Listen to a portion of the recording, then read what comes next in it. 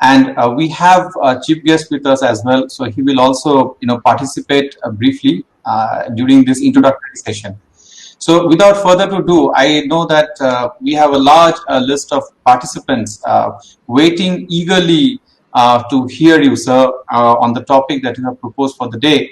But it is my duty to introduce you to the participants. I know 5 minutes or 4 minutes is not enough for me to do justice with the long list of accomplishments that you have over the years. So I was actually searching the internet to try to find out the best way to introduce you. And I came across this interview of yours with, I believe, one of your students, Surgeon Hart. And here he writes in the opening, paragraph that Professor Robert Aumann is an economist or a mathematician. He puts question mark basically. He is a rational scientist or a deeply religious man, a deep thinker or an easygoing person. So we are very lucky to have you here, sir, for this lecture in Cognizance 2021 organized by Indian Institute of Technology, Roorkee. I welcome you, sir, for this event on behalf of IIT Roorkee and all the students who are working hard to make this event success. For the first time due to the pandemic, we are actually forced to go online, and I am sure that the participants here will have the best of their time.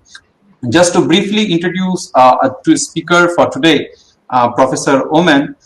He was born in 1930 in Frankfurt, Germany, and he moved to New York. He obtained his degree in mathematics from City College of New York. Then he obtained his postgraduate degree in mathematics from MIT, Massachusetts Institute of Technology. And from the same institute in 1955, he obtained his PhD in mathematics. So we have a person over here who has deeply contributed to different fields. He is a pure mathematician, but he has played a central role in developing game theory and establishing its key role in modern economics that we read today. Apart from his contributions in economics, he has also widely contributed in political science, biology, computer science, and many more. We will come back to his other interests shortly, but before that, let me just highlight the institutions that he has served. So he has been serving Hebrew University of Jerusalem, that we all know. He has been part of Princeton University, Cause Foundation for Research in Economics, Yale University, University of California, University Catholique de Louvain, Stanford University, University of Minnesota, Stony Brook University, where he was fundamental in creating the Center for Game Theory and the Department of Economics. He has worked at the New York University and the Northwestern University. And if you look at the list of awards, the list goes just on and on and on. So I will just highlight some of his honorary doctorate first. So he has 6 honorary doctorates from University of Bonn, University Catholique de Louvain, University of Chicago, City University of New York, Bar-Ilan University, if I'm spelling it correctly, sir, Ben-Gurion University. And before we all know that he received the 2005 Bank of Sweden Prize in Economic Sciences, known as the Nobel Prize in Economics. But before that also, he has received several distinguished awards, like von Neumann Prize in Operation Research Theory, Israel Prize in Economics, Harvey Prize. He has been serving in different societies, starting from Econometric Society to American Economic Association. The list again goes on and on. He has given several lectures and addresses in many international congresses, like World Congress of Econometric Society to the European Congress on Operational Research. So there is a long list of such events where he has delivered keynote plenary lectures to special lectures, presidential addresses. He is very active in his editorial contributions to International Journal of Game Theory, Journal of Mathematical Economics, Mathematics of Operation Research, Game and Economic Behavior, to just mention a few. I don't want to stop you from listening to Professor Aumann. It is really as I've already mentioned, it is a deep honor and a pleasure for us to have you, sir, over here. He is also interested in activities beyond solving complex economic problems and proving deep theorem. He enjoys skiing, mountain climbing, and cooking as well. And his students have noted that he is a very kind-hearted person. So we are looking forward to your lecture, sir. And may I now request our chief guest, Professor Ashraf Ashraf Iqbal, a professor from Civil Engineering Department and AUSW Bhavanan Mein IIT Roorkee, who is also the faculty coordinator for Cognizance 2021, to kindly speak few words. Over to you, Ashraf. Good evening, everyone, and good evening, Professor Aumann. Hi.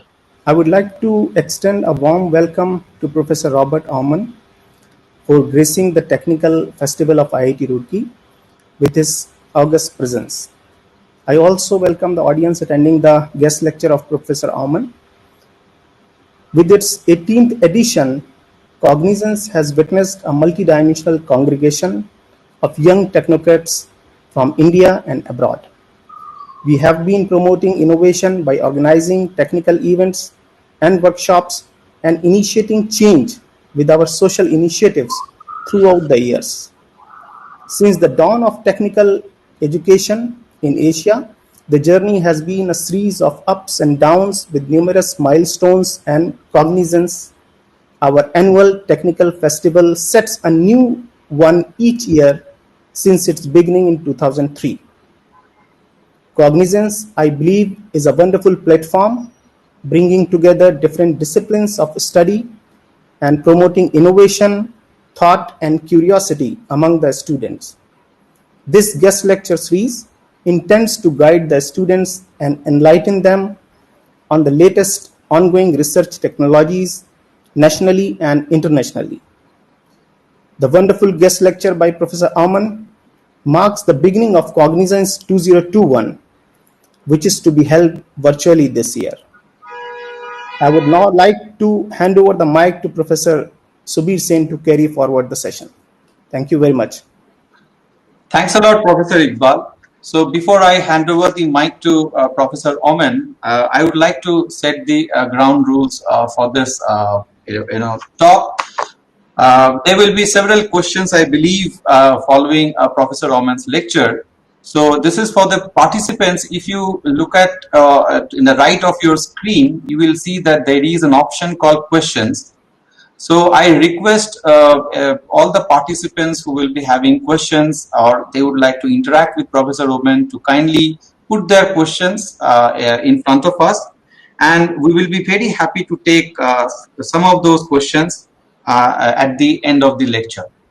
I will request all of you not to interrupt the session in between and kindly remain muted till Professor Aumann has completed his lecture.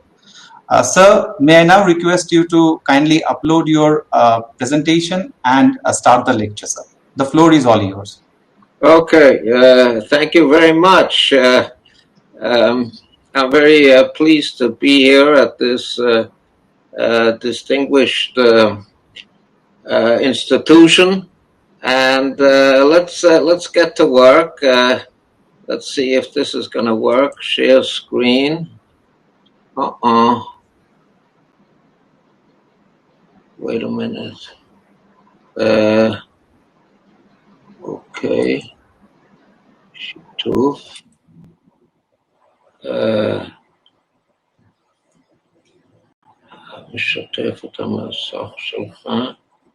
Yes, sir, the screen is visible. Okay, here we go. Okay, we navigated this successfully. Okay. All right. So we're going to talk about a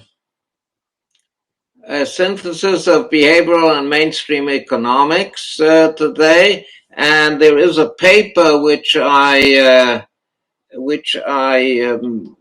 shared. There's a paper. This was published about a year and a half ago in the summer of 2019 in Nature Human Behavior. So here is the link to it, and we'll put this on again at the end of the talk. And also I provided Dr. Goyal with this, so it should be available to the listeners if you want. Yes, I don't think you don't have to. It's not a prerequisite for listening to this lecture. So let's get started. Why do we study mainstream economics? Okay, the name of the talk is a synthesis of behavioral and mainstream economics. So let's start by asking, why do we study mainstream economics? Well, the answer is, I think it's pretty clear, to understand how the economic world works. To understand how the economic world works. Now, but you can ask, the mainstream economics assumes rationality. Mainstream economics assumes that people act to promote their goals. And behavioral economics has shown that they do not. They act by rules of thumb, which the behavioral economists call heuristics and biases, often according to the experiments and the polls that behavioral economists have conducted. The results of acting according to rules of thumb, according to heuristics and biases, the results are often poor. So it appears that people do not act rationally.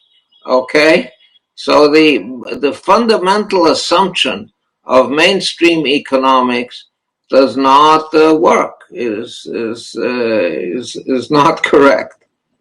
Okay, so now what we're going to do is to try to bridge the gap between mainstream economics and behavioral economics. Now, there was a German philosopher who lived about, well, I guess the end of the 18th century. So now we're in the 21st century. At the beginning of the 21st century, it's about 200 years ago, a little over 200 years ago he lived. And he has this idea of a thesis, something that you propose as a true fact, and an antithesis, something which is proposed, which contradicts this thesis. And then a synthesis, something that bridges between the two, and that's what we're going to try to propose today. So the thesis is mainstream economics, okay? Rationality, that people act to promote their goals, okay? That is mainstream economics, like we said before. People do want to. They have certain goals. They want to eat. They want to have nice lives. They want to go to the theater. They act to promote those goals, okay? The antithesis is behavioral economics, okay? This is something which was actually promoted by two psychologists, Danny Kahneman and Amos Tversky, who wrote the fundamental papers on behavioral economics in the 1970s, and then other people followed this up, and so behavioral economics actually challenges mainstream economics, and it says the opposite of mainstream economics. It says irrationality, that people act by rules of thumb, often with poor results. That's what we said in the previous slides. It's the exact opposite of rationality. And we are going to, I'm going to propose today the synthesis, something that bridges between the thesis and the antithesis, between mainstream and behavioral economics. Rule rationality, okay? Not that everything that you do is rational, but that you act by rules of thumb, really, as Kahneman and Tversky and the other behavioral economists suggest.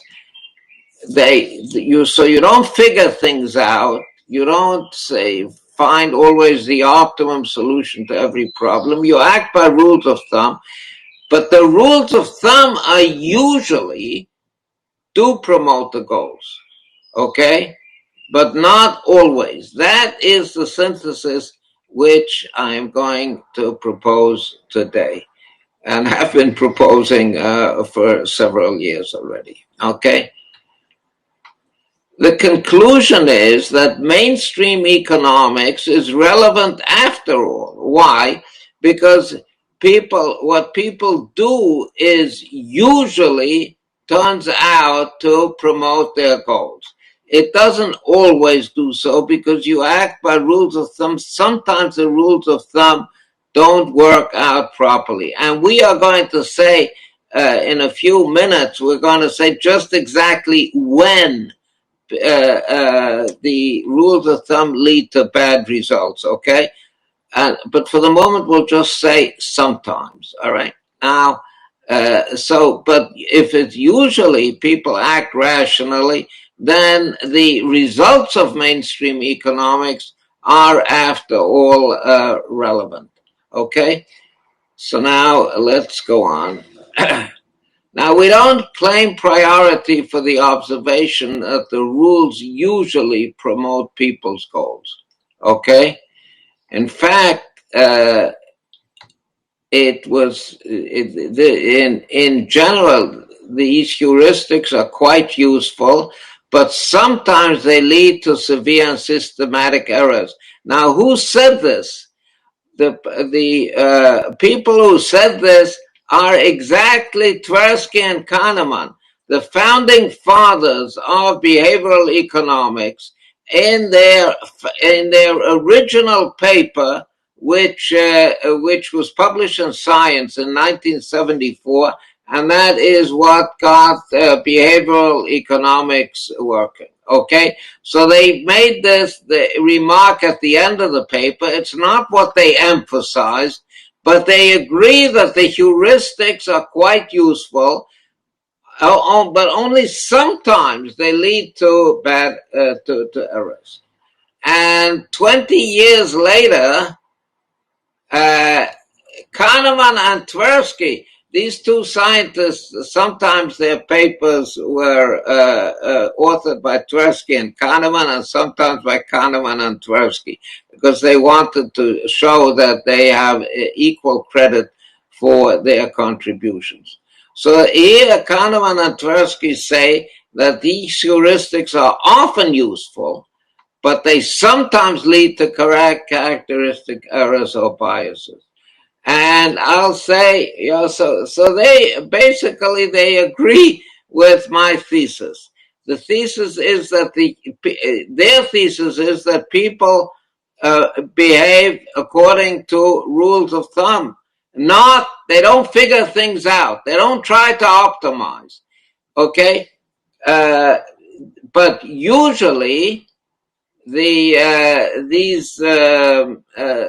heuristics the rules of thumb usually do lead to good results, and that is why behavioral mainstream economics is interesting after all, is correct after all, because we look for the outcomes, not the way that people arrive at the outcomes, but whether the outcomes are indeed optimal or not. Okay. So Tversky and Kahneman already said this in 1974. We're talking about almost 50 years ago, and then again 20 years later. Now, since they already said it, so why do I have to say it, okay? What is new today? And the answer is behavioral economics dwells exclusively on the sometimes, the severe and systematic errors where the heuristics do not work. In our humble opinion, the insight that behavioral economics yields into the in general, where the heuristics do work, is much more important. In general, the heuristics do work. But the behavioral economists, the whole profession, the whole subject, discipline of behavioral economics is devoted to showing that people sometimes make mistakes, okay? Or let's put it more precisely, people, the heuristics that people use, the rules of thumb, sometimes lead to bad. Now, but the sometimes is much less important than the in general, because the economy doesn't work on the sometimes. The economy works on what happens in general. Okay? And we do claim priority on this observation. When do the rules lead to severe and systematic errors? I promised you that I'm going to talk about that. When do they do so? It's not just usually or unusually. There's a very precise description of the circumstances under which the rules lead to severe and systematic errors. The answer is in exceptional or contrived situations. When you have an ordinary situation, a situation that happens again and again, every day or every week, or yes, and there's nothing exceptional about that situation, then the rules do lead to severe. Then the rules do work correctly. They do lead to. They do promote people's goals. When they lead to severe and systematic errors in situations which rarely occur. Okay, why? Why do they lead? Why is it? Why is there that connection? And the answer is because the rules which were not consciously adopted, the rules of thumb, the heuristics, the biases of Tversky and Kahneman and of the other behavioral economists, they did not spring from nowhere. They evolved. They are a product of evolution, biological evolution or cultural evolution. Well, what does cultural evolution mean? They were learned. They were learned by trial and error. Now, evolution does not work on the exceptional or contrived situation.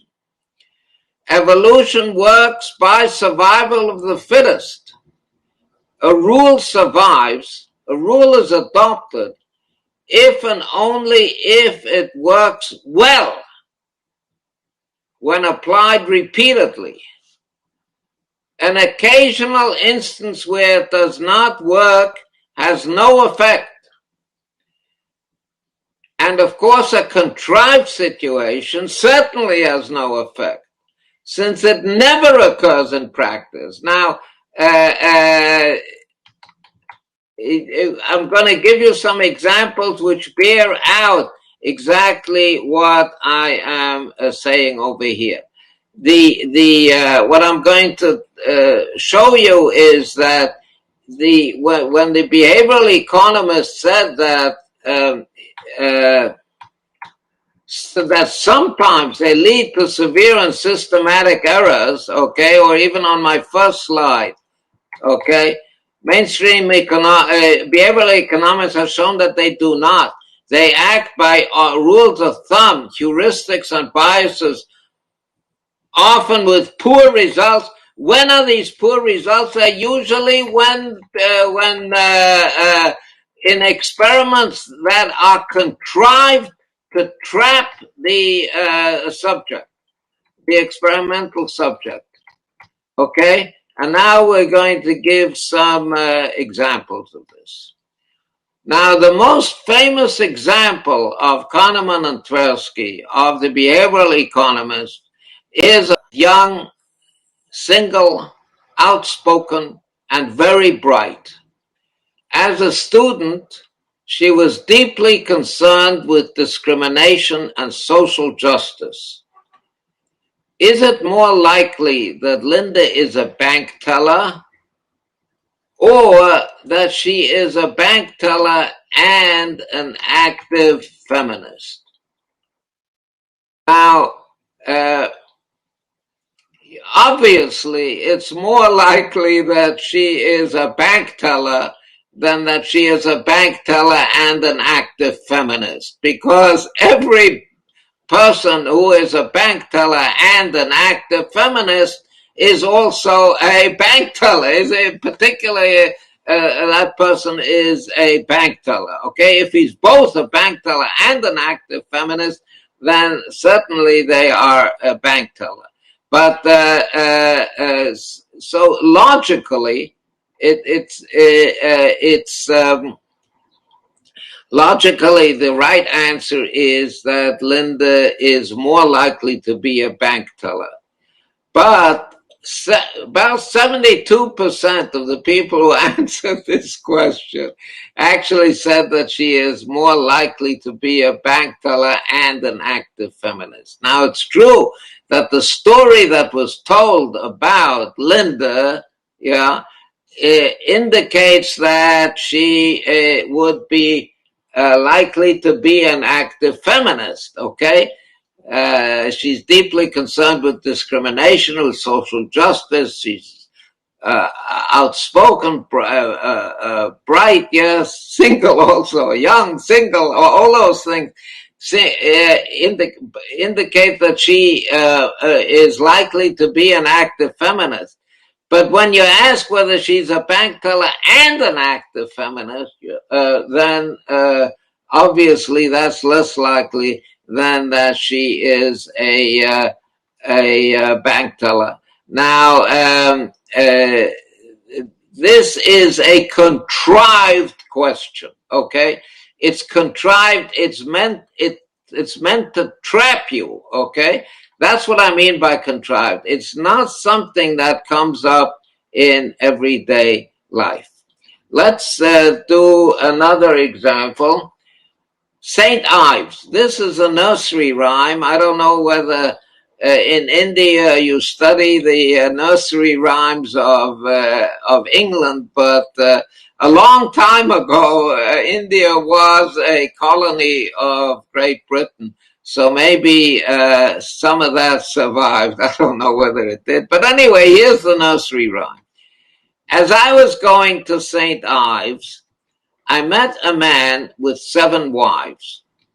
Every wife had 7 sacks. Every sack had 7 cats. Every cat had 7 kids. Now, kids, cats, sacks, and wives, how many were going to St. Ives? Okay. So let's do the calculation. I was going to St. Ives. I met a man with 7 wives, so I was going to, and there's the man with 7 wives. So that's 1 plus 1. And there are the 7 wives.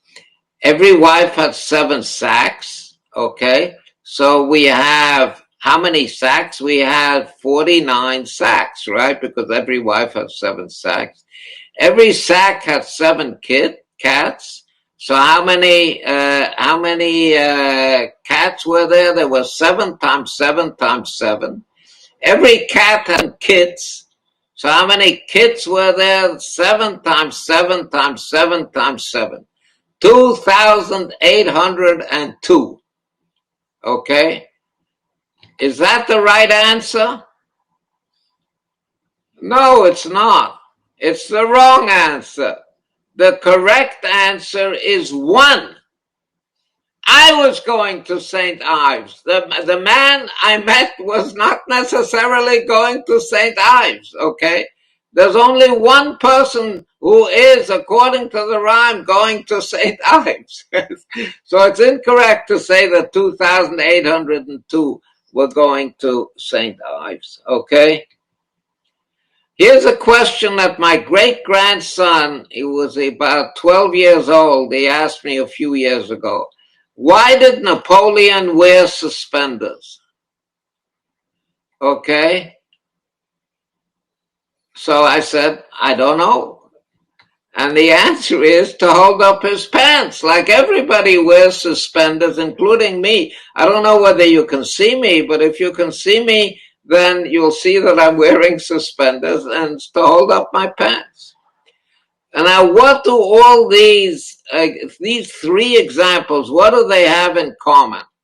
They have in common that they are trick questions. You are given information, which is, you are given some information, and you think that this information is relevant to the answer, yeah?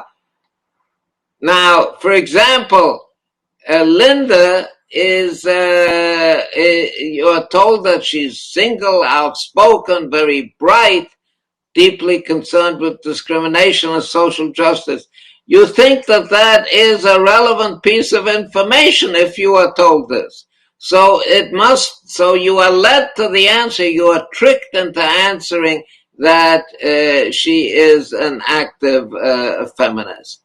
You're given all this information about the sacks, the cats, the kids, the wives. Yeah, okay. You are led to think that the answer is based on a calculation. Okay. Otherwise, why would you be given this information? All right.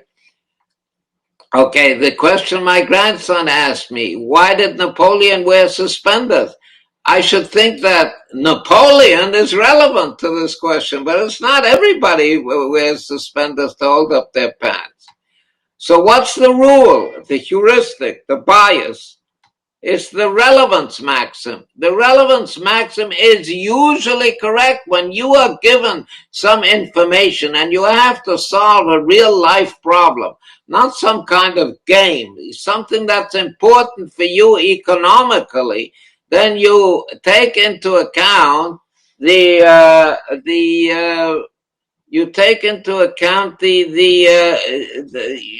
assume that what you are told is relevant. And that is the rule, that is the heuristic. In these contrived questions, they're all contrived, all 3 of them, yes? They don't occur in real life. In these contrived questions, they turned out to be irrelevant, and that the heuristic, the rule of thumb is that what you are told is relevant, and that's why you are tricked.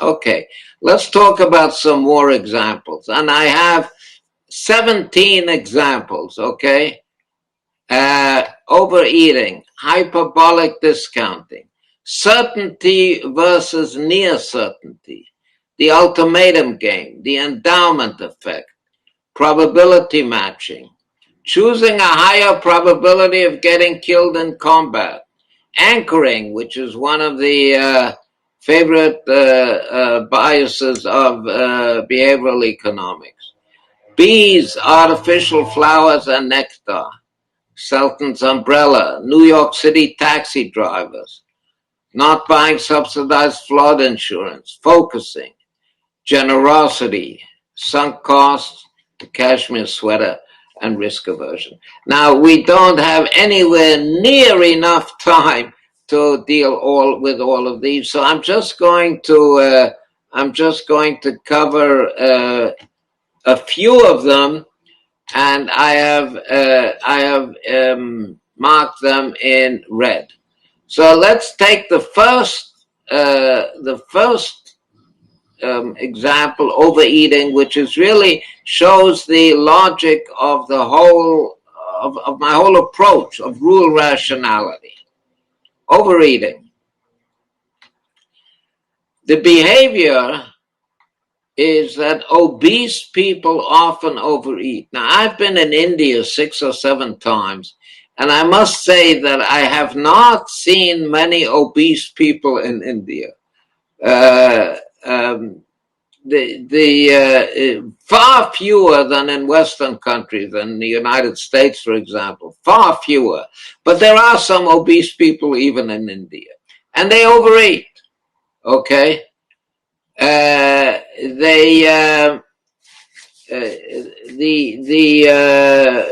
it's not good for them. It's a mistake. It doesn't promote their goals. Okay, so this is an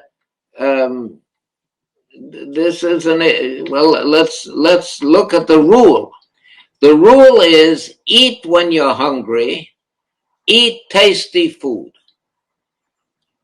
Okay, so the behavior is not rational, but the rule, eat when you're hungry, eat tasty food, that is rational. That does promote their goals. Why? We need food for energy, growth, and various vital bodily functions.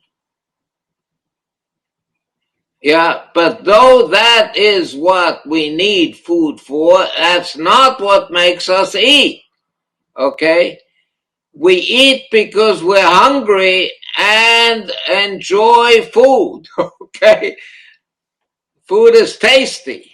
Okay? Now, here the rule is eat when you're hungry, eat tasty food. That's a good rule.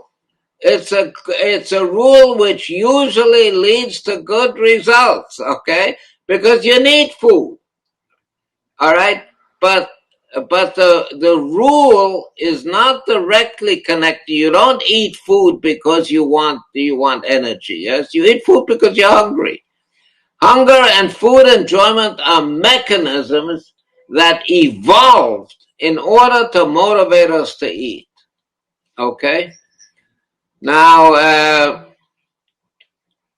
this is evolution, okay? Evolution did not, animals are also hungry, yes? Maybe, probably, possibly they also enjoy food, but certainly human beings do. And this evolved in order to make us eat, yes? We don't,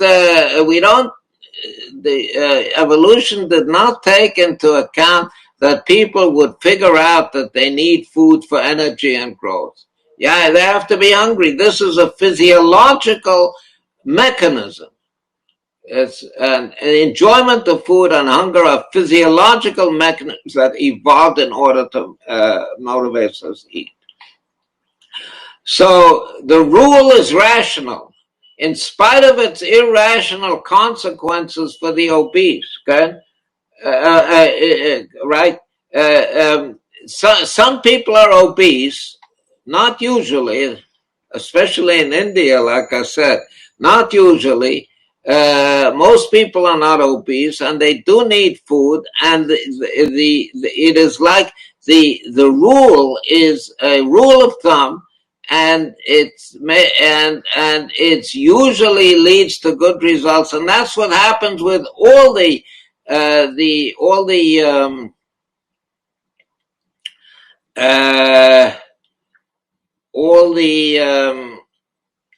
rules of thumb of behavioral economics. They're all like this. Okay, they usually work well. Sometimes they don't work well in unusual or contrived situations. Okay, let's go to the next situation that is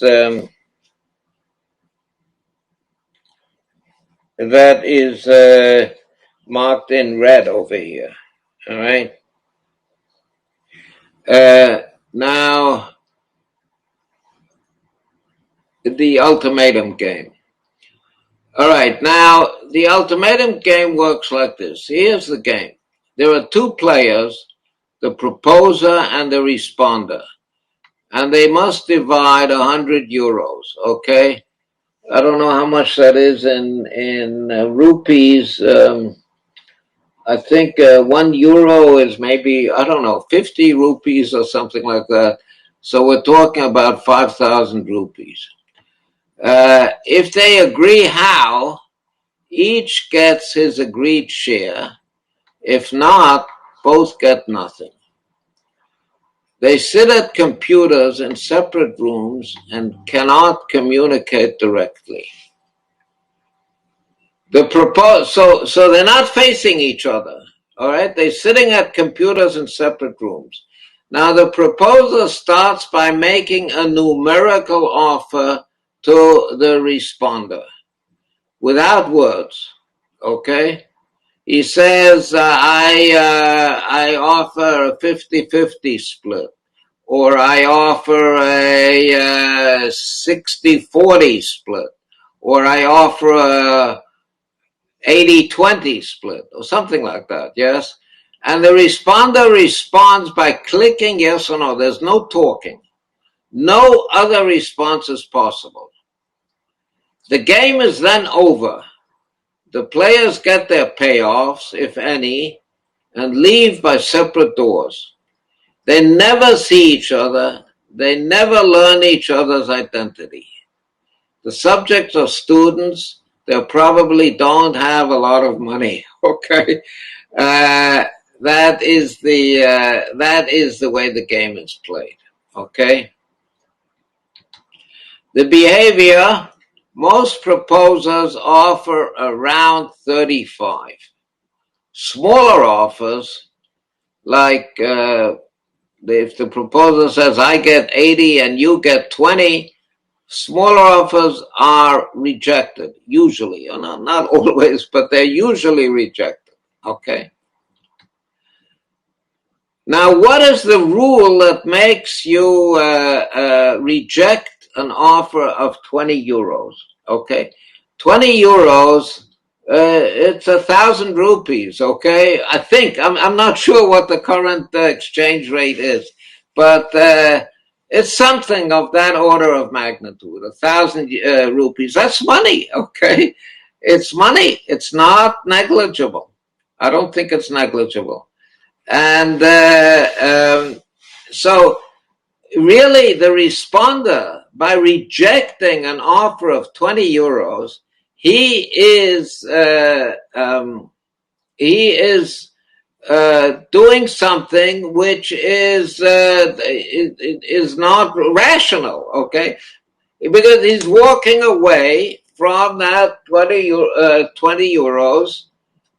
He's not going to get another chance at it. And he's rejecting a considerable amount of money, okay? The rule is, don't let people kick you in the stomach. Reject lopsided offers. Reject offers which seem unfair to you, which are way out of proportion. Okay, let's do an analysis. The mechanism for executing the rule, like hunger for eating, are feelings of wounded pride, insult, desire for revenge, honor. The rule and its mechanism evolved in natural scenarios where the negotiators know each other. If in such scenarios you accept lopsided offers, you'll get a reputation for doing so. And in the future, you will only get lopsided offers. So rejecting is highly rational. See, in usual negotiation scenarios, people sit opposite each other. They know each other. They know who they are. They don't leave they don't sit in front of computers and leave by separate doors. Now, the subjects in this experiment, in the ultimatum game, the subjects they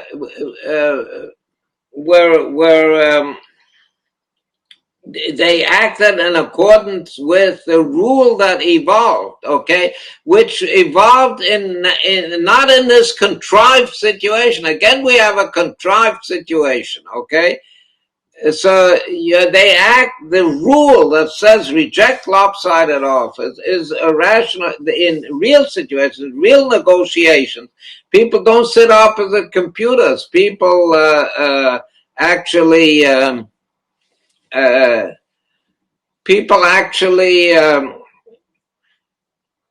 sit facing each other, talking to each other, and they rejecting a lopsided offer because of its reputational effects is optimal. So in the contrived artificial ultimatum game, reputational effects don't apply, as the players are totally anonymous.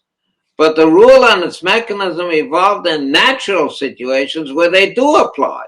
The rule is rational. So we have rule rationality in spite of its irrationality in the contrived ultimatum game. All right.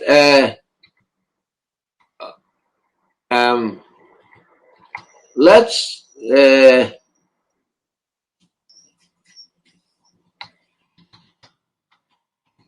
do this, or maybe we should go. I understand I don't have a lot of time.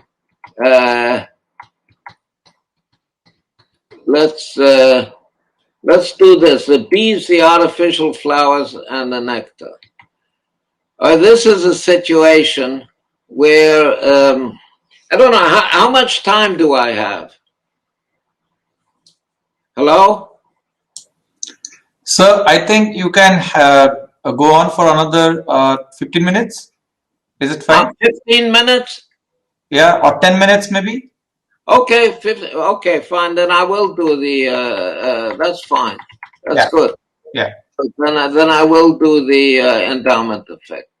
So in an experiment, subjects first given a Swiss chocolate bar. Wait a minute. Subjects first given a Swiss chocolate bar were generally unwilling to trade it for a coffee mug. Where subjects first given a coffee mug were generally unwilling to trade it for a chocolate bar. Okay? That doesn't make any sense, okay? Because the subjects were randomly chosen. Yeah, they weren't chosen because of their preferences. So some of them might prefer a chocolate bar, and some of them might prefer a coffee mug. Okay, so if you prefer a coffee mug but you're given a Swiss chocolate bar, then you should be willing to trade it. This doesn't make any sense, people. Yes, what do you like better? Do you like better chocolate or a coffee mug? Okay, so if you like, the randomly chosen, the people were randomly divided into two groups. But the people held on to what they were given first, and they didn't want to trade it for something else. Okay. So the rule is prefer your own unless you have good reason not to. So already the 2,000-year-old Talmud notes that a person prefers one measure of his own grain to 9 measures of another's. Presumably the reason is familiarity. Would you trade your 2018 Fiat is an Italian car, for someone else's? You wouldn't trade your used car for someone else's used car, because you prefer your own, and you prefer your own because of familiarity. You're familiar with your own. it isn't that people figured this out rationally, but that it has worked well for millennia under natural circumstances. So it has been internalized, and it's automatically applied to trivial, contrived situations like coffee mugs and chocolate bars, where it doesn't really apply, okay? Let's go on to the next. Bees, artificial flowers, and nectar. Now, here is a field of artificial flowers. An artificial flower is a disc, okay? And the disc has a tube in it, and the tube can be supplied with sugar water, which is essentially what nectar is, okay? What in real flowers, nectar is basically sugar water, and at the experimenter's will, he can supply each flower with sugar water or not supply it, okay? And now you let the bees loose on this field of artificial flowers. It's a laboratory experiment.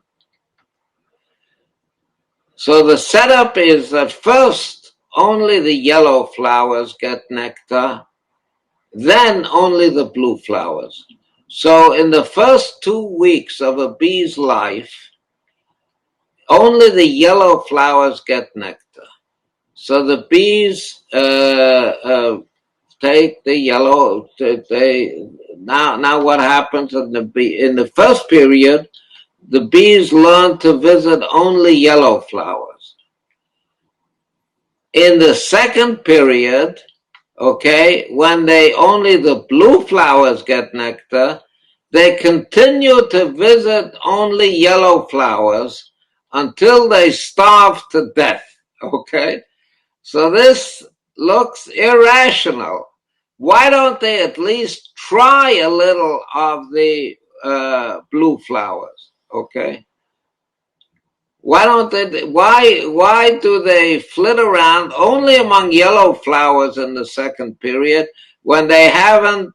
When they are getting less and less food, they're very hungry, and they're not. They don't. It sounds irrational. Okay.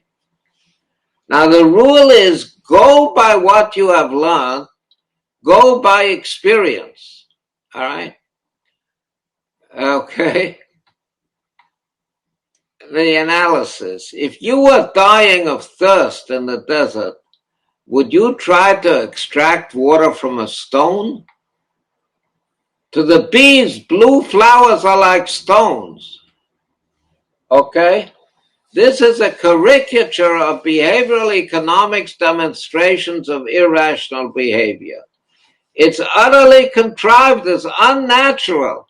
A flower that gives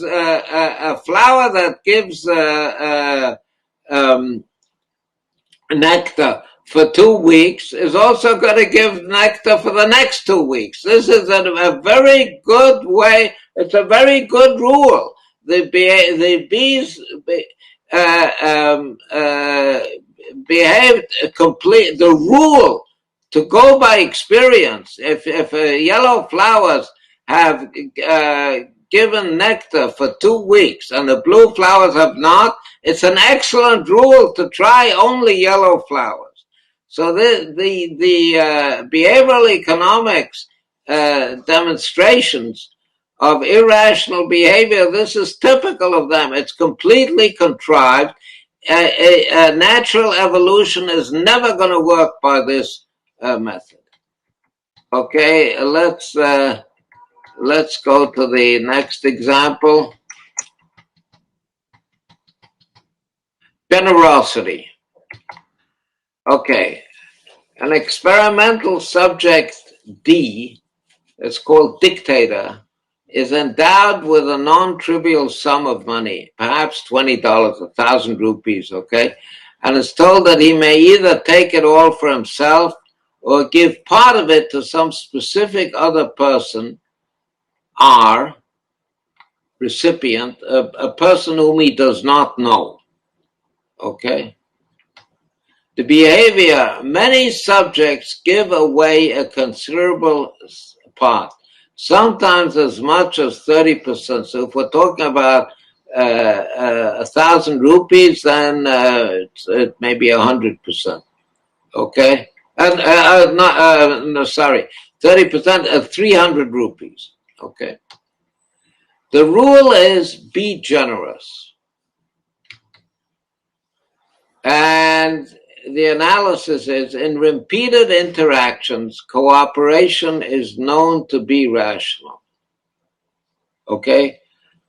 It may then take the overt form of generosity. If if I interact with you every day, every week, then sometimes I'm nice, I'm generous to you, and sometimes you're generous to me, and it's worthwhile for both of us. I help you today, ostensibly without any quid pro quo, and you help me tomorrow, also ostensibly without any quid pro quo. This is rational because people expect others to be forthcoming. And if they are not, they may well punish them. So if you're not going to be nice to me today, then maybe tomorrow I'll try again to be nice to you. But then if in the second time you're not nice to me, I'll stop being nice to you. But even in one-time encounters, generosity may well be rational. Rather than keeping accounts of who helped whom when, it may be simpler just to be rational as a rule. Many human interactions are at least potentially long-term. In such cases, acting generously as a rule will work vis-a-vis others who are also generous as a rule, and also vis-a-vis others who do keep accounts. So the observed behavior is rule rational, but it definitely is not rational. Why should the dictator grant anything at all to a totally anonymous recipient? Okay, you are rational for somebody you know, for somebody you interact with. Okay, you're generous to somebody you know, somebody in your family or a colleague. Or a fellow student, a fellow professor, that is rational. But to a totally anonymous, this is again a situation which is contrived. The rule is rational: be generous. But if he wants to be generous, he doesn't know the recipient at all. So the rule of being generous applies in general, but not in this contrived situation where you don't know the other person at all. You have no occasion to think that you will interact with them again, or for that you have no occasion to give him anything. All right. This is a good example of Aumann thesis that rules have evolved and so do not work in contrived artificial situations, of which the Dictator game is a prime example.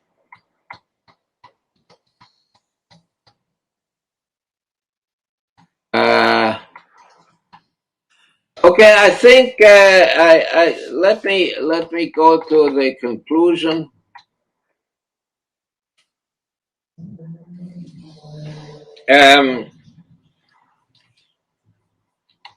Mainstream economics is valid after all. On the whole, people do behave rationally. It's not true that people do not behave as economists think. Often, in the wake of behavioral economics, it has been said that people do not behave as economists think, but that's not true. People do behave rationally on the whole, usually. Behavioral economics is also valid. Indeed, it's very important. People do not consciously optimize. They follow rules of thumb, also known as heuristics and biases. So it's important to know what the rules are. A restaurant serving wholesome but tasteless food will quickly go out of business, okay? That's because the rule is eat when you're hungry, eat enjoyable food. The rule is not eat wholesome food. That's not the rule that nature evolved, okay? In short, far from contradicting each other, mainstream economics and behavioral economics complement each other beautifully. The bottom line is that behavioral economics is what makes mainstream economics work. Okay, people do not figure things out. They do follow rules of thumb. But the rules of thumb are usually optimal, and that is what makes mainstream economics work. Thank you very much. So at this point, I am open to questions. Thank you, sir. Thank you. Okay. So it was wonderful, listening to you and to this topic. And I am sure that not only the examples that you have covered, but the examples that you have, not covered or failed to cover due to paucity of time, it is surely going to, drive curiosity among the participants.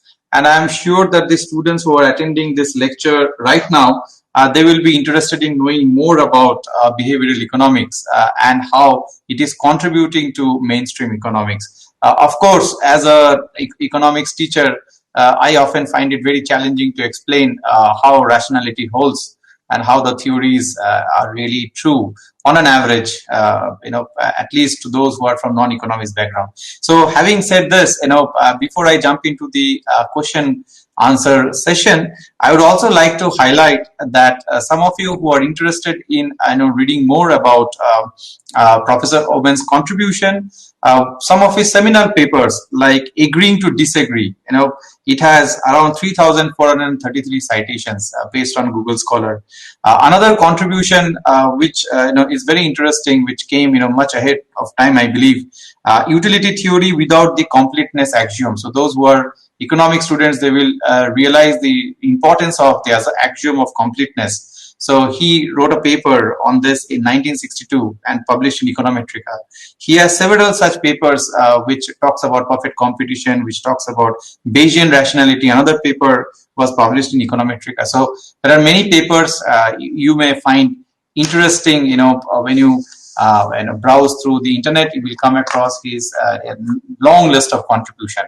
So I will very quickly select a few questions which I have already noted down, and I have already seen given by participants over here. So I will take them in a random manner. I'm not going to take them one by one. Sir, I'm going to read them out, and I will also tell you who has given this particular question. So the first question that I would like to choose is by Komal Srivastava. She is from IIT Roorkee. Her question is behavioral versus rational models. How far are we from the reality? Well, I think that, just a moment, let me go out of this. I think that what I've been telling you is all about reality. Yes, we're not far from reality at all. I think maybe that question would be appropriate, would be in place if we were just trying to sell mainstream economics with its usual mathematical optimizations. But here what we're saying is that behavioral economics is actually supports mainstream economics. So behavioral economics is what people actually do, yes, and that is usually optimal. So we're saying behavioral economics is in fact represents but not the way that behavioral economics is usually presented, because it's usually presented as negative, as contradicting optimality. But it doesn't contradict optimality. That's what that is what I've been trying to convince you of. That it does give optimal answers in general. Okay, so we're talking about something which is reality. It is. We're talking about reality. Thank you. I will just take the next question now. So this comes from Kumari Neha Jha. She is also from IIT Roorkee. She is asking why sometimes deviations is not important. We are connected in a complex socio-economic web. Any small deviation can lead to a huge deviation, and we can end up getting distorted conclusions. Well, the deviation. First of all, I'm saying the deviation is largely contrived, so it doesn't really occur at all in the real world. But sometimes we do get deviations in the real world. But I think that economics is not so much a question of networking. Okay, it's true that we have networks, but I think a little deviation here and there, somebody buying something which is not good for him, or eating when he's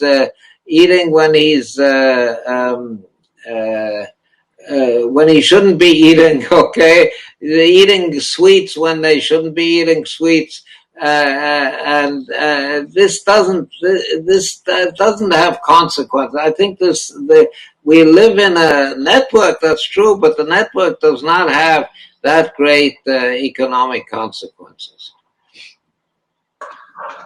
Thank you. So I'm going to take one more question.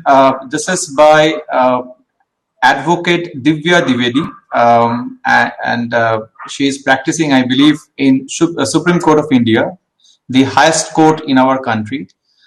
She is putting forth a question, I'm assuming. First of all, I am speechless, but I could not stop myself from asking a question related to gender bias. So she is pointing towards gender bias that is usually faced by women, I believe. Its relation with behavioral economics aspect affecting law each day. I didn't quite get. I understand what gender bias is, and what is the question? What is the question that is being directed at? She's saying that she experiences gender bias in law every day. Now, but what is the question? What would she like to know from me? Let me just repeat it for you. So the question is related to gender bias that is faced by women. Its relation with behavioral economics aspect affecting law. So how the relation with behavioral economics as what? Relation with behavioral economics affecting law. Behavioral economics affecting law. I don't know. I have nothing to say about that. I don't know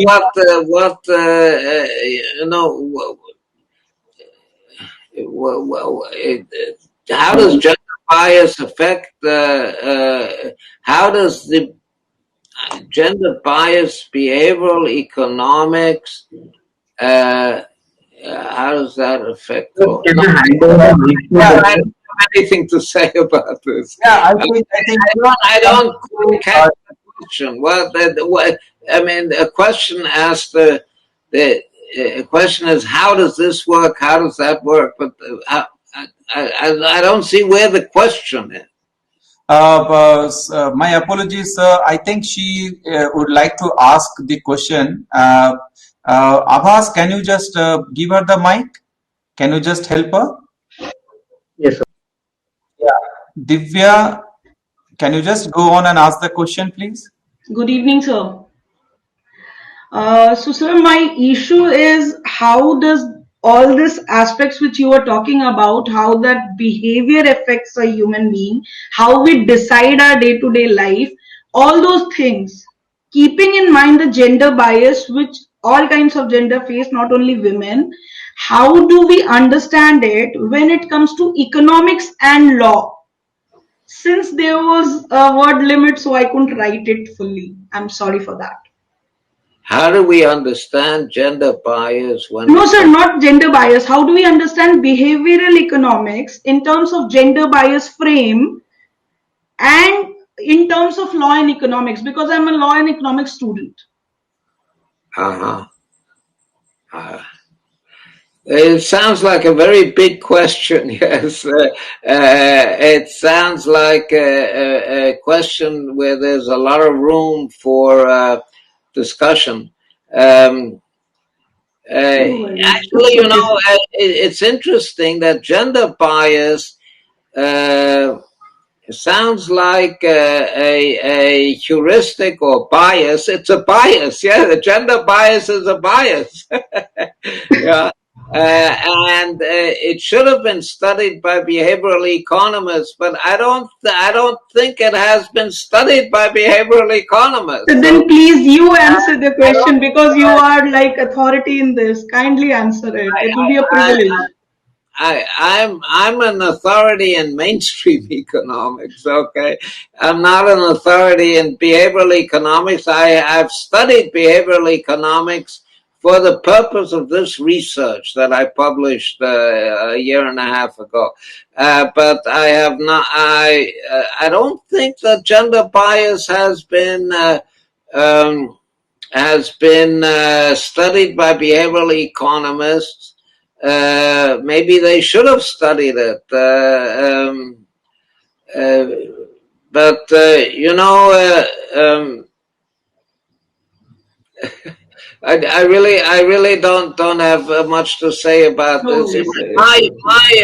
My lecture and my proposal, my research is directed at showing that the heuristics and biases of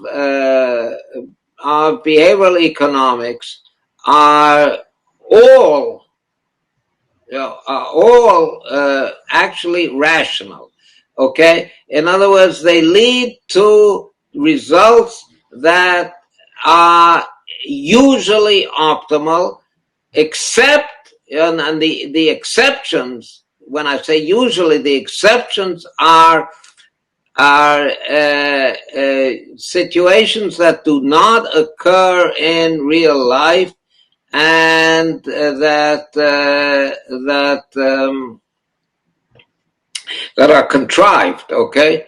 Now, so if we try to fit the gender bias into that framework, it's not going to work, because gender bias is in fact leads often to irrational results. Okay, so it leads to irrational results, not only in contrived situations. Okay, so and that may be one of the reasons. So if gender bias, it's actually rather surprising. It's a good question, you know. It's rather surprising that the behavioral economists have, and as far as I know, they have not studied gender bias. Gender bias is not considered a one of the lists. You know, if you Google biases and heuristics, you get a list of about 100 of these biases and heuristics, but gender bias is not among them. So, so that's really a good question, and I'm going to ask some of the behavioral economists that I know, and I'm going to mention your name, that asking about gender bias as how does that fit into behavioral economics? Okay. Thank you, sir. Thank you so much.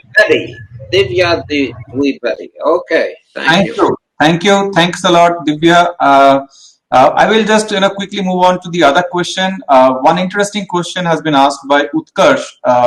So Utkarsh is asking, how do people overcome these biases? I believe he's talking about heuristics, knowing they can certainly be affected by them. So how do people overcome these biases, knowing they can certainly be affected by them?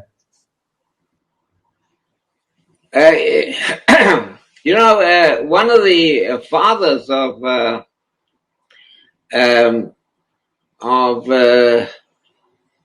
behavioral economics, that's Danny Kahneman. Amos Tversky died about 20 years ago, a little more than 20, 25 years ago.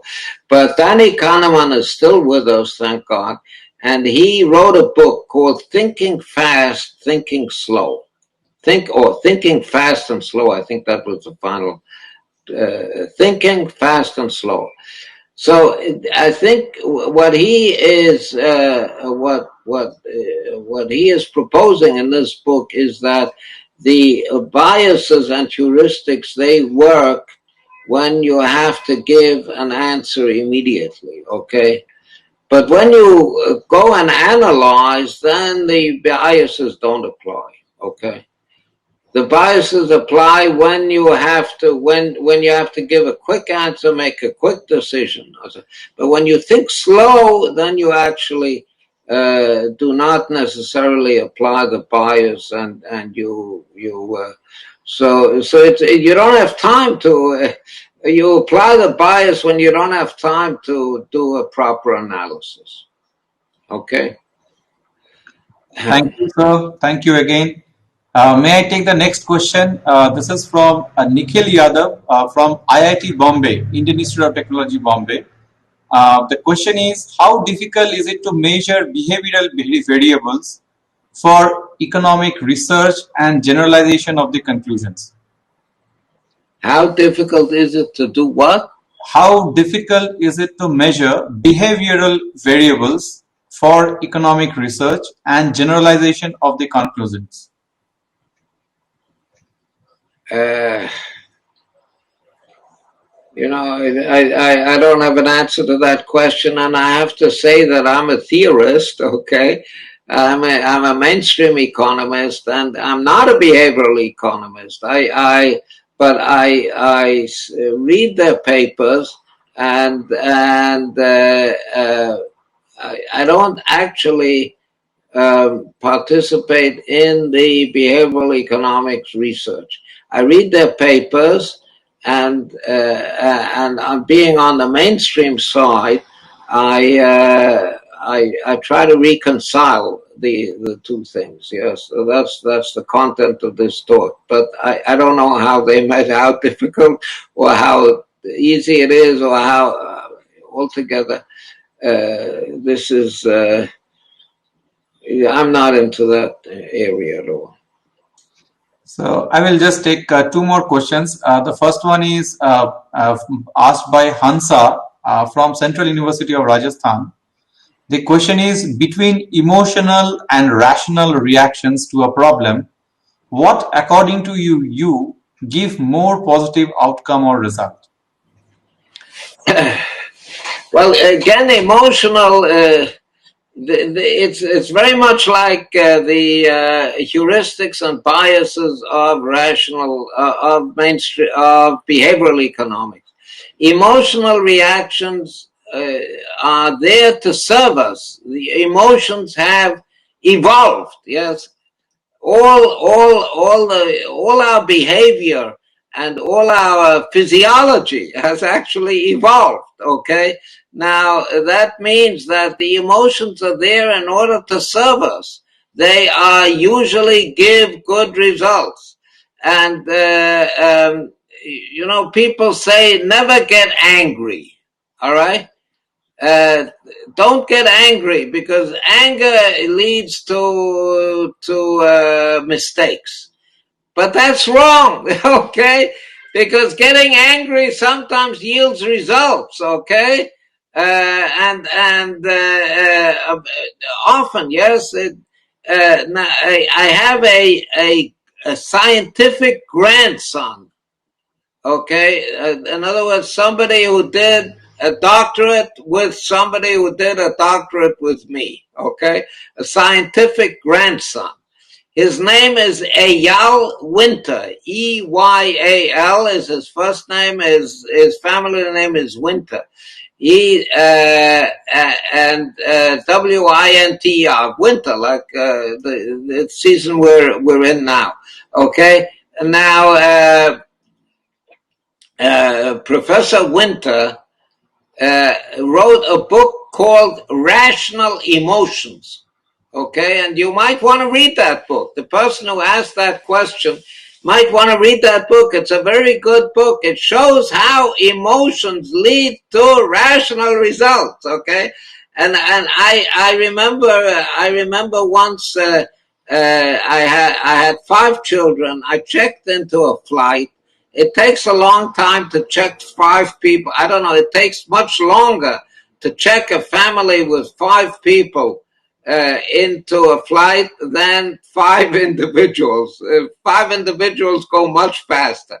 Anyway, we were held up at the check-in counter, and when we got to the gate, they told us that the flight is closed. Okay, so I said, I lost my head. Yes, I became very angry. I said, the hell, it's closed. You know, I'm getting on that flight. And I let loose a string of invectives.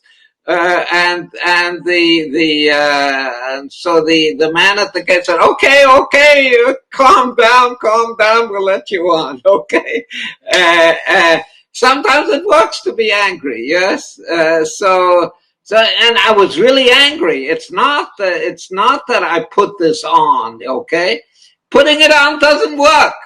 It doesn't work, okay? It has to be real. So I heartily recommend this book. Eyal Winter, I forgot who the publisher is. Rational Emotions, it's called. Okay. Thank you. I will take one more question by Ravi Ashok Satpute, student from IIT Roorkee. Is it relevant and possible to integrate the behavioral economics with mainstream economics? Well, yes, that's what my lecture is all about. Yes, that's what I said. The answer is yes. Okay. Yeah. Okay. So, if you want the paper, if you want the paper, I'll put the paper back on. The link to the paper. Hold it a minute. Okay.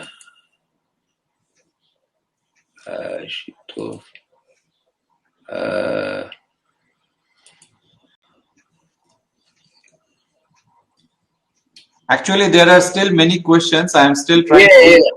Here is the link to the paper. Here's the link to the paper in red at the bottom line in red.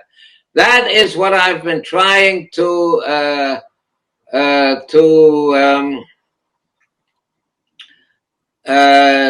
convince you of. Yes, absolutely.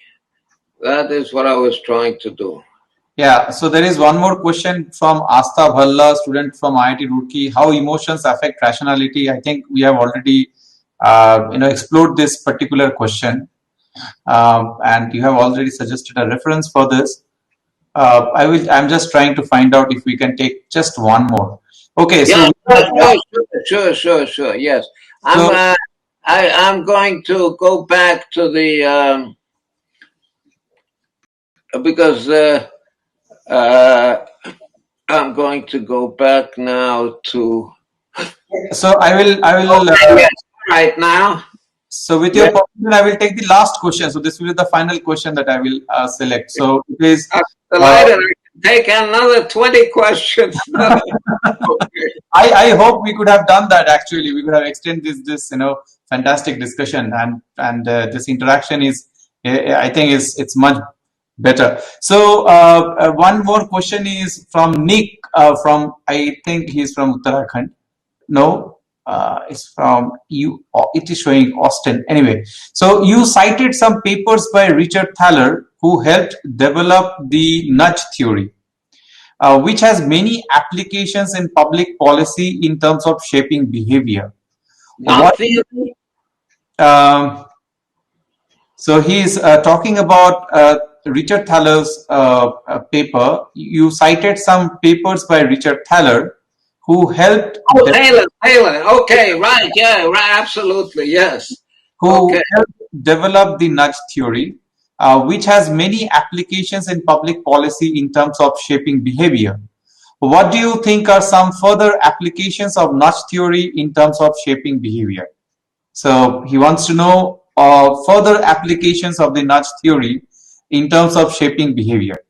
The nudge, I don't know whether nudge, I haven't actually read the book, but a few of, I think that,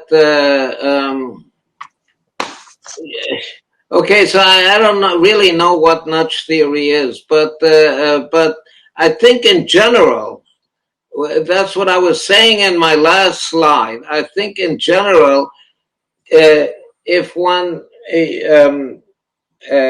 emphasizes the positive aspect of behavioral economics, in other words, saying that people behave in accordance with the rules of thumb, in accordance with nudge, they behave according to that, and so if you formulate things in those terms, you get good results. Okay, it's like I was saying, a restaurant should, I don't know whether this corresponds to nudge theory, but a restaurant should serve tasty food, because the rule is people eat tasty food. Yes, if they don't eat food in order to be nourished, they eat food because it's tasty. So, a restaurant that's serving wholesome food is not going to, they're not going to have a lot of customers. Okay, unless it's wholesome and tasty. Okay, so behavioral economics is very important if you use it positively, but that means that you will get the results of mainstream economics. Okay. Thank you, sir. I see there is one question which has come, and it is, I think, interesting, and you would like to answer it. So this will, surely be the last question. So this is by Shubham. His question is how to redistribute income to reduce poverty without causing loss of economic incentives. Well, that's a big question. Okay. That is a big question, all right, and I think we have to try to reduce poverty, but not by going to equality. Okay, I think a certain measure of inequality is essential in order to have a thriving economy. Okay, this has nothing to do with behavioral economics, yes, but it's essential. You have to maintain incentives. You have to maintain an incentive to work. You cannot have incentives to contribute meaningfully to the economy if you insist on total equality between people. You have to have some measure of inequality, okay? And here I disagree with some famous economists, I have to say that you do need some measure of inequality. And I think that the system that they have in many countries, I don't know about India, but in many countries you have a system of welfare, but also that should be adjusted. For example, you have a system of welfare where people making under a stated amount, let's say a certain under a stated level of income, they get welfare payments. The government helps them out. But if they go over this, even by 1 rupee, yes, then the government doesn't help them anymore. That is foolish, yes. In other words, even in states where you have, where you help people not to be not to starve to death. Yes, they should also take incentives into account. Incentives is what makes the world go round.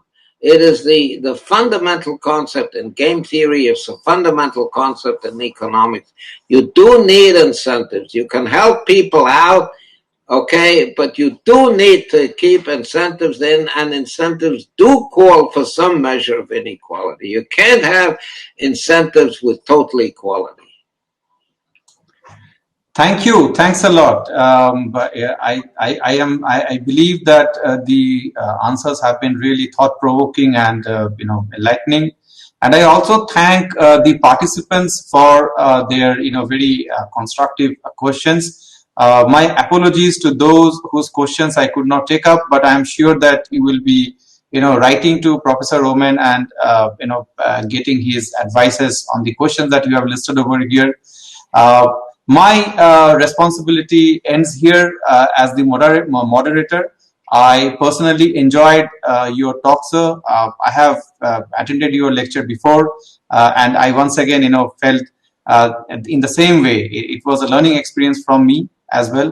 And I thank you for your time, for patiently listening to the questions and giving them a very meaningful answer. So I will now hand over the mic to the organizers. I wish you all the best, sir. Thank you. Thanks a lot, sir. So okay, pleasure, my pleasure. Thank you, sir. So I will hand over the mic to the organizers. Please carry it forward. Thank you. Thank you so much, sir. I would now like to call upon Kanish Malatia to extend a vote of thanks.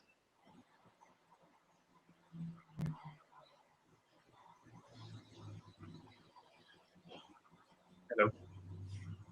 Good evening to everyone present here. I feel honored and privileged to get an opportunity to propose a vote of thanks on this auspicious occasion. We are greatly encouraged by the gracious presence and immensely benefited by the inspiring address of our guest speaker today, Professor Robert Aumann, and our chief guest, Professor Iqbal, the faculty coordinator of Cognizance. On the behalf of entire team Cognizance and the students of IIT Roorkee, I extend a vote of thanks to Professor Aumann for gracing the occasion with his presence. I would like to thank Professor Subir Sen for moderating this talk, and I also convey my sincere thanks to all of the audience members who have joined to attend this event. I would also like to thank the team Cognizance for their endless efforts in making this guest lecture successful. I thank them for their dedication, teamwork, and untiring efforts. I also express my immense gratitude towards the IIT Roorkee administration for their unwavering support to organize this event. We assure you to continue in the direction of this tradition of coming forth with such incredible guest lectures in the future and making it a wholesome experience for all the students and faculty alike. Thank you so much. And I thank Professor Robert Aumann once again for his guest lecture. Thank you very much. My pleasure.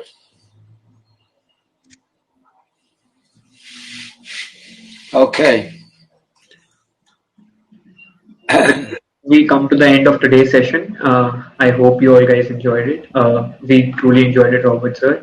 And now for any other upcoming sessions, you can visit the Cognizance page and we can have these upcoming sessions as well.